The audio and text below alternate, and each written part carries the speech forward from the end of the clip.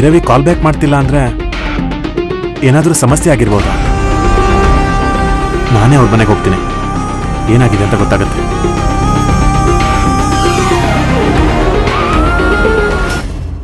ಆ ಹುಡುಗಿನ ಅಂದ್ರೆ ಸಿಕ್ಕಿದ್ರೆ ಮದುವೆ ಮಾಡಿಸ್ತೀರಾ ಅಂತ ಕೇಳಿದೆ. ಇವ್ರ್ಯಾಕ್ ಭವಾನಿ ಬಗ್ಗೆ ಮಾತಾಡ್ತಿದ್ದಾರೆ? ಅವಳು ಮತ್ತೆ ಬದುಕಿರೋಕ್ ಸಾಧ್ಯನಾ?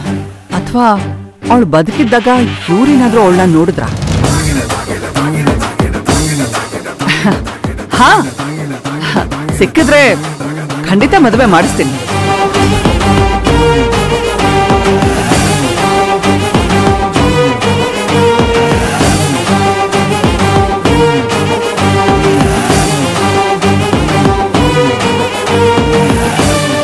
ಇವ್ರೇನ್ ಹೀಗೆ ಹೇಳ್ತಾ ಇದ್ದಾರೆ? ಇದೇನು ಗೊಂಬೆ ಮದುವೆನ?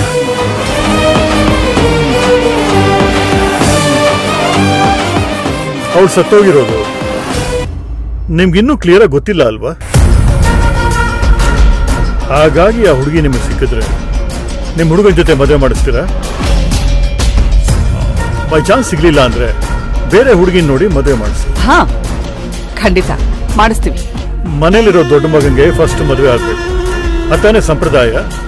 ಹಾ, ಖಂಡಿತ. ಆ ಹುಡುಗಿ ಬದುಕಿದ್ರೆ ಅಥರ್ವಂಗೆ ಅವಳ ಜೊತೆ ಮದ್ವೆ ಮಾಡೋದಕ್ಕೆ ಟ್ರೈ ಮಾಡ್ತೀನಿ. ಒಳ್ಳೇದು. ಆದ್ರೆ ನಾನ್ ಕೇಳಿದ ಪ್ರಶ್ನೆಗೆ ಯಾರು ಉತ್ತರನೇ ಹೇಳಿಲ್ಲ. ಏನ್ ಭೈರವಿ?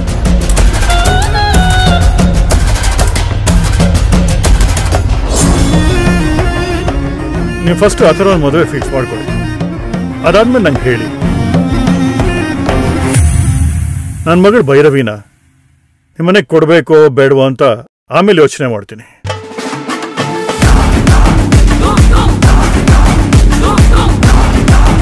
ಸರಿ, ಹೋಗೋಣ. ನಾವೇನ್ ಬರ್ತೀವಿ. ನಮಸ್ಕಾರ. ಭೈರವಿ, ನಾನು ಹೇಳಿದ್ರ ಬಗ್ಗೆ ಯೋಚನೆ ಮಾಡಮ್ಮ.